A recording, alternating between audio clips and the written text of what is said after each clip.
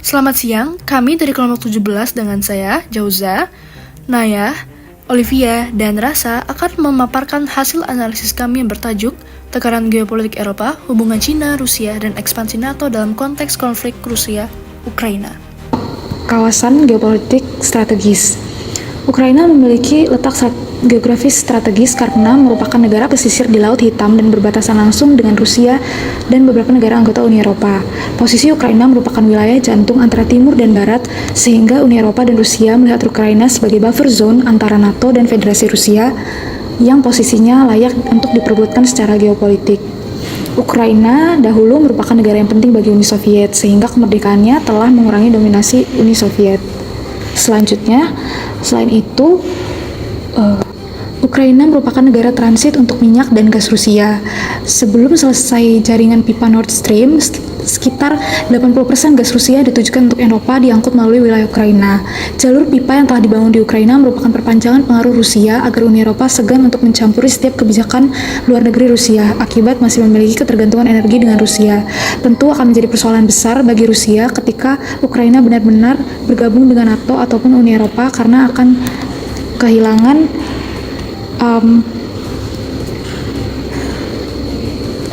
pengaruhnya pada jalur pipa paling strategis ke Uni Eropa. Berikutnya, ekspansi NATO ke Eropa Timur. Pada tahun 1999, Polandia, Hongaria, dan Republik Ceko secara resmi diundang untuk bergabung dengan NATO. Lebih jauh lagi, Rusia juga merasa ditantang oleh Amerika Serikat dengan perluasan NATO kedua yang bahkan lebih besar pada tahun 2004. Kali ini Bulgaria, Romania, Slovakia, Slovenia, dan 3 negara Baltik yaitu Estonia, Latvia, dan Lituania. Mereka bergabung dengan NATO dan Uni Eropa. Dimasukkannya negara-negara Baltik khususnya sensitif sekali terhadap kekhawatiran Rusia karena mereka telah menjadi bagian dari Uni Soviet. Nah, atas dasar alasan geopolitik pula dan geoekonomi, Georgia dan khususnya Ukraina merupakan batas toleransi bagi Rusia. Dalam pertemuan puncaknya pada tahun 2008, NATO memutuskan untuk mengundang Kroasia dan Albania untuk menjadi anggotanya dan membuka pintu keanggotaan bagi Georgia dan Ukraina. Akhirnya, reaksi Rusia muncul dalam bentuk konflik di Georgia pada tahun 2008 dan puncaknya adalah krisis Crimea pada tahun 2014. Selanjutnya, Cina dan Rusia. Setelah usai Perang Dingin, Cina dan Rusia sama-sama menghadapi tekanan dari Amerika Serikat. Hal tersebut menyebabkan hubungan Cina dan Rusia semakin erat. Dalam menghadapi sanksi ekonomi dari Barat, Cina menjadi negara yang banyak memberikan bantuan ekonomi dan investasi kepada Rusia. Adapun proyek Belt Road Initiative dari Cina untuk membangun jaringan pelabuhan, jalur kereta, dan infrastruktur logistik yang tersebar di negara-negara Balkan, Eropa Tengah, hingga sekitar Laut Hitam. Kawasan ini secara strategis dan geografis berada di jantung persaingan pengaruh Rusia, Eropa, dan NATO. Disinilah BRI menjadi alat geopolitik. Kehadiran ekonomi Cina yang semakin kuat dapat menekan posisi tawar Uni Eropa. Untuk memahami lebih konteks pembahasan, saya akan memaparkan sedikit tentang kronologi konflik Rusia-Ukraina dan juga status quo konflik saat ini. Seperti yang kita ketahui, konflik Rusia-Ukraina bermula pada 2014 setelah revolusi martabat di Ukraina yang memicu aneksasi Crimea oleh Rusia dan pemberontakan separatis di wilayah Donbas, Ukraina Timur. Nah, Rusia secara resmi mencaplok Crimea pada Maret 2014 dan sejak itu meningkatkan kehadiran militernya di wilayah tersebut. Sementara sebagian wilayah Donbas dikuasai oleh kelompok separatis yang didukung oleh Rusia. Nah, ketegangan konflik ini itu sebenarnya berakar dari sejarah panjang hubungan kedua negara, termasuk masa Ukraina sebagai bagian dari Uni Soviet hingga kemerdekaannya pada 1991, serta pergeseran politik Ukraina yang semakin condong ke barat dan keinginan Ukraina untuk bergabung dengan NATO dianggap ancaman oleh Rusia. Sehingga Presiden Rusia, Vladimir Putin, menjustifikasi invasi dengan alasan melindungi etnis Rusia dan menuduh pemerintah Ukraina neo-Nazi. Seperti yang kita ketahui, sejumlah negara eks-Pakta Warsawa dan bekas Soviet Union bergabung dengan NATO. Hal ini dipandang sebagai ancaman strategis oleh Rusia, karena mempersempit buffer zone terhadap blok barat. Ukraina sehingga menjadi pusat target Moskow karena signifikansi geografis dan historisnya, serta dianggap sebagai bagian vital dari pengaruh Rusia di Eropa Timur. Aspirasi Ukraina untuk masuk NATO dipersepsikan sebagai ancaman langsung terhadap keamanan nasional Rusia, mendorong Moskow membatasi integrasi Ukraina dengan NATO dan EU. Hingga kelompok kami percaya bahwa dinamika hubungan Cina, Rusia, dan strategi NATO terhadap konflik Rusia-Ukraina akan mempengaruhi tekanan geopolitik Eropa. Baik, seperti yang kita ketahui bahwa konflik benar-benar dimulai pada tahun 2014 dan dalam waktu 2015 dan 2021, NATO mulai meningkatkan latihan militer di Eropa Timur dan Cina saat ini masih dalam posisi netral secara formal, namun menjalin hubungan strategis yang lebih erat dengan Rusia. Dan pada jangka waktu 2022 dan 2023, NATO mengaktifasi Response Force, yaitu dukungan militer dan ekonomi besar-besaran terhadap Ukraina karena Rusia meluncurkan invasi penuh terhadap Ukraina pada tanggal 24 Februari 2022. Dan pada tahun 2023, Finlandia dan Swedia bergabung pada NATO. Ekspansi ini meningkatkan tekanan strategis terhadap Rusia di kawasan utara. Dan bisa dilihat dari jangka waktu 2024 dan Mei 2025, Cina semakin memperlihatkan dukungannya terhadap Rusia secara konkret, dan pada akhirnya NATO menyuarakan kekhawatiran atas peran Cina dalam mendukung Rusia, dan hal tersebut dinyatakan secara resmi dalam dokumen yang dikeluarkan oleh NATO, di mana dokumen tersebut menyatakan pernyataan bersama 32 negara anggota yang menyoroti keterlibatan Cina dalam mendukung agresi Rusia. Aliansi Rusia dan Cina. Pada tanggal 9 Mei 2025 lalu, Presiden Xi Jinping dan Putin mengadakan pertemuan memperingati 80 tahun berakhirnya Perang Dunia Kedua. Cina sendiri telah lama bersimpati dengan argumen Rusia bahwa perluasan NATO di Eropa merupakan tantangan bagi keamanan Rusia. Cina dan Rusia pada pertemuan itu menandatangani pernyataan yang mengutuk ekspansi NATO, meskipun tidak menyebutkan NATO secara langsung.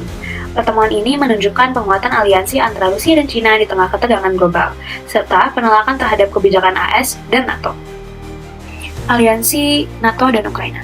Sejak jatuhnya Uni Soviet, Ukraina telah menjadi medan tarik ulur pengaruh antara Barat dan Rusia. Langkah Ukraina untuk mendekatkan diri kepada NATO dipandang sebagai upaya untuk memperoleh jaminan keamanan dari Barat dan mengurangi pengaruh Rusia di kawasan.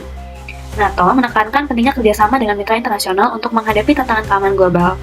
Sekretaris Jenderal NATO, Mark Rutte bertemu dengan Perdana Menteri Islandia Kristoffer Frostadóttir di Brussels pada hari Rabu 28 Mei 2025 untuk membahas kontribusi Islandia terhadap aliansi, dukungan terhadap Ukraina, dan persiapan untuk KTT NATO di Den Haag.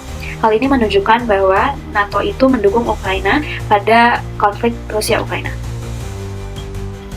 Reaksi Uni Eropa terhadap dinamika Rusia, Cina, dan NATO akibat tekanan geopolitik Eropa. Keadaan Uni Eropa saat ini sedang berada di ambang kebingungan, karena Uni Eropa masih bergantung pada energi Rusia, pasar Tiongkok, dan perlindungan dari militer AS. Adapun terdapat usaha yang telah dilakukan untuk menyelesaikan dinamika antara Cina, Rusia, dan NATO. Salah satunya adalah Amerika Serikat mengusulkan penghidupan kembali NATO-Russia Council. NRC merupakan dewan yang didirikan pada tahun 2002 sebagai bentuk kemitraan yang menangani berbagai masalah keamanan yang menjadi kepentingan bersama. Namun, NRC belum pernah bertemu kembali pasca serangan Rusia ke Ukraina pada tahun 2002. Sekretaris Luar Negeri Amerika Serikat mengatakan bahwa Amerika terbuka untuk bersikap konstruktif dan membantu dengan cara apapun untuk menyelesaikan konflik ini. Kemudian ditambahkan dengan penawaran untuk penghidupan kembali perundingan keamanan di bawah NRC. Dilansir dari jurnal Why NATO Council Has Failed After 20 Years of Existence karya Raluca Iula Julian, berikut adalah tahapan perkembangan NATO-Russia Council. Pada tahun 2002, merupakan awal pembentukan NRC. Kerjasama meliputi kerjasama dalam menghadapi terorisme dan narkotika, manajemen krisis, kontrol senjata, dan pertahanan misil. Pada tahun 2008 hingga 2010, Rusia mengintervensi Georgia yang menyebabkan Georgia tidak bisa bergabung dalam keanggotaan NATO. Namun, pada tahun 2010 hingga 2014, terjadilah era yang disebut New Stage of Cooperation Towards a True Strategic Partnership. Mereka mulai berkolaborasi lagi dalam isu keamanan bersama, mendukung armada helikopter tentara Afghanistan, dan memerangi terorisme, narkoba, dan pembajakan. Namun, menghadapi kegagalan yang menyebabkan NRC berakhir. Pada tahun 2014, Rusia melanggar NRC Founding Act dengan menganeksasi Crimea, sehingga menyebabkan NRC ditangguhkan di tahun tersebut. Kemudian di tahun 2022, Rusia meluncurkan serangan besar-besaran ke Ukraina, dan pertemuan terakhir NRC di awal tahun tidak menghasilkan apapun. Alasan utama gagalnya NATO-Russia Council merupakan gabungan antara dua masalah besar, yaitu tidak ditemukannya common ground serta ketidakselarasan kepentingan bersama. Hambatan dan keuntungan dihidupkannya kembali NATO Russia Council, hambatannya adalah perbedaan kepentingan dan tidak adanya common ground, kurangnya kepercayaan antar kedua belah pihak, potensi terjadinya konflik yang lebih besar karena melibatkan negara-negara adidaya. Sedangkan keuntungannya merupakan peluang untuk meredakan konflik, wadah diplomasi dan negosiasi antar struktur, menjaga stabilitas kawasan, membuka kemungkinan untuk bekerja sama di berbagai bidang, serta jika terlaksana dengan baik, NATO Rusia dapat membawa pengaruh besar bagi dunia. Sedangkan untuk kerjasama dengan Cina, dilansir dari jurnal NATO and Russia Relations, meskipun Amerika menganggap Cina sebagai pesaing, anggota NATO yang berada di Eropa memandang kerjasama investasi dengan Cina sebagai peluang untuk pertumbuhan ekonomi. Perbedaan sikap antara anggota NATO dan Cina menyebabkan kerjasama dengan Cina menjadi tantangan tersendiri bagi NATO. Sehingga kita bisa simpulkan bahwa ekspansi NATO, reaksi Rusia, serta keterlibatan Cina memperumit dinamika geopolitik kawasan Eropa. Nah, konflik ini mencerminkan perebutan pengaruh antara Barat dan Timur dengan Ukraina berada di pusat tarik-menarik kekuatan. Aliansi strategis Rusia-Cina serta respon NATO dan Uni Eropa menjadi bukti bahwa konflik ini berdampak luas bukan hanya bagi Ukraina, tetapi juga bagi stabilitas Eropa dan tatanan global secara keseluruhan. Nah, diperlukan komitmen besar dari seluruh anggota NATO, Rusia dan Cina hingga Ukraina jika ingin segera meredakan ketegangan dan memastikan stabilitas geopolitik Eropa.